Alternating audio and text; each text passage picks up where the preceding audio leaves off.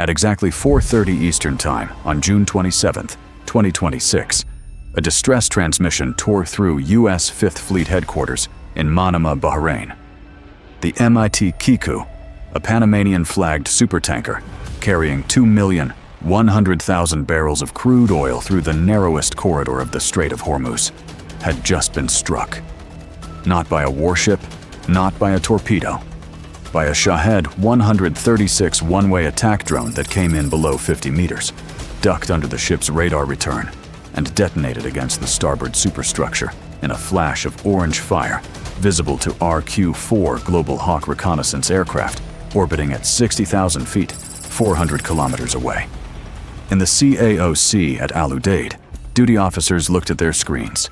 In the CIC of the USS George H.W. Bush, the SPY-6 radar display lit up with track data.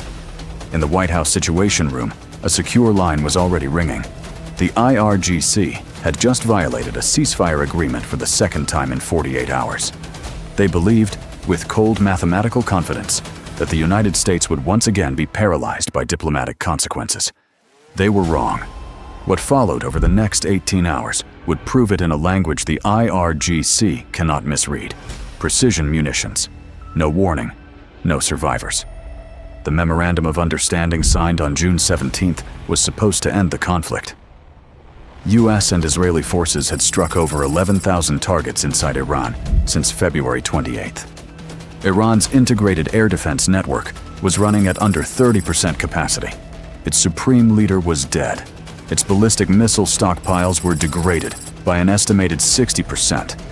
But the IRGC Navy had not been eliminated, and it had a weapon that no infrastructure strike could fully suppress: the Shahed 136, produced in quantities of tens of thousands, launched from PACOP 3 fast attack craft that hide among fishing dhows in the strait's cluttered, shallow waters, where radar clutter and civilian traffic give the attacker every advantage. The MOU's fatal flaw was 14 words buried in Article 7. Iran would use best efforts to ensure safe passage of commercial vessels. Best efforts. Not a guarantee. Not a binding obligation with enforcement mechanisms. A loophole you could drive a supertanker through. On June 25, 2026, the IRGC drove straight through it, and the ceasefire that the world had spent weeks negotiating began to die one drone launch at a time. Do you think this was an authorized Iranian government decision, or the IRGC going rogue to torpedo the peace deal? Comment 1 for state authorized. Comment 2 for IRGC freelancing. Drop it below. The first strike came on June 25th. The Singapore-flagged MV Ever Lovely was transiting the U.S. cleared Omani corridor near the strait's southern exit, when at least 4 IRGC drones were launched from fast attack craft near Bandar Lenga. One connected. Upper deck, structural damage, no injuries. But the strategic damage was total. American minesweepers had spent 3 weeks clearing that corridor, using MK-105 magnetic sleds and AN/AQS-24 sonar systems at enormous operational cost.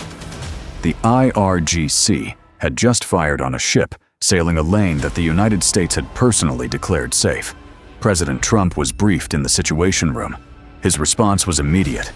Targeting packages for IRGC coastal infrastructure were finalized before midnight. 6 aircraft, 4 targets. The window, the following night. The strike package was already loaded before dawn on June 26th. At an undisclosed hour on the night of June 26th, 6 U.S. aircraft crossed the Iranian coastline above the Strait of Hormuz.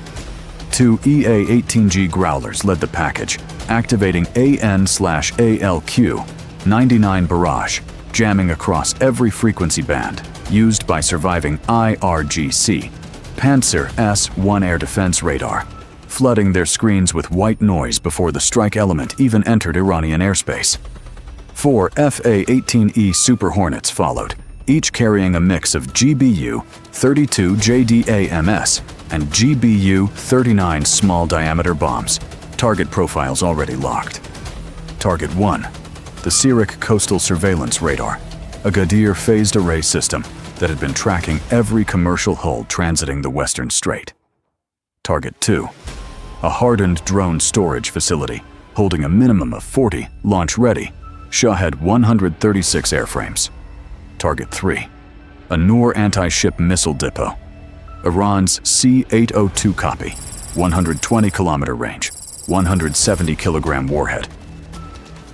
Target 4, an IRGC mine-laying logistics depot, storing mine casings and the shallow water vehicles used to deploy them in the Strait's navigation channels. All 4 targets were hit in a 90-second weapons release window. All 6 aircraft recovered safely. The Syriac radar went dark. The drone warehouse was burning rubble. 40 Shahed airframes were destroyed on the ground. CENTCOM published its statement. Trump posted on Truth Social. There may come a point when we are no longer able to be reasonable. If that happens, the Islamic Republic of Iran will no longer exist. The IRGC received that message, and instead of standing down, they activated the order they had already preloaded. The MT Kiku strike at 4:30 Eastern Time was only the opening move. Within hours, the IRGC announced it had simultaneously struck 4 U.S. military installations. Ali Al Salem Air Base in Kuwait, home of the F-16Cs that had launched multiple CENTCOM packages against Iran. The 5th Fleet Naval Headquarters at Port Salman in Bahrain. Al Udeid Air Base in Qatar, where the CAOC sits, and Al Dhafra in the UAE. The IRGC claimed to have destroyed 8 important U.S. military facilities. Kuwait's armed forces activated every Patriot, PAC-3MSE battery, and Hawk Phase 3 launcher in its inventory. A public warning went out. Any explosions that may be heard are the result of air defense systems intercepting hostile targets. A U.S. official confirmed American forces detected a couple of drones and reported 0 assets hit. Qatar confirmed no casualties at Al Udeid. The Patriot batteries did their job. The IRGC's ballistic missiles and drones, consistently lethal against undefended commercial shipping, once again failed to penetrate layered American air defense architecture. The gap between what Iran claims and what U.S. battle damage assessments confirm is not a coincidence. It is deliberate information warfare, feeding a domestic audience that needs to believe the IRGC is winning, while the actual military picture tells a different story entirely. CENTCOM did not pause. A second and third wave of strikes was authorized and executed against 5 categories of IRGC military capability: surveillance infrastructure, communication systems, air defense sites, drone storage, and, most critically, mine-laying capabilities. The mine-layer target set was the strategic priority. An Iranian contact mine does not require a radar or a command link. It sits on the seabed and waits. When a supertanker carrying 2 million barrels of crude passes within its trigger radius, the result is not a structural fire on a superstructure. It is an ecological and economic detonation that makes every other event in this conflict look manageable. Destroying the mine-laying logistics chain, the shore depots, the dispersal vehicles, the IRGC coastal units that deploy them at night using shallow draft motorized craft, was CENTCOM's way of saying, we are not just punishing what you did, we are removing your ability to do what comes next.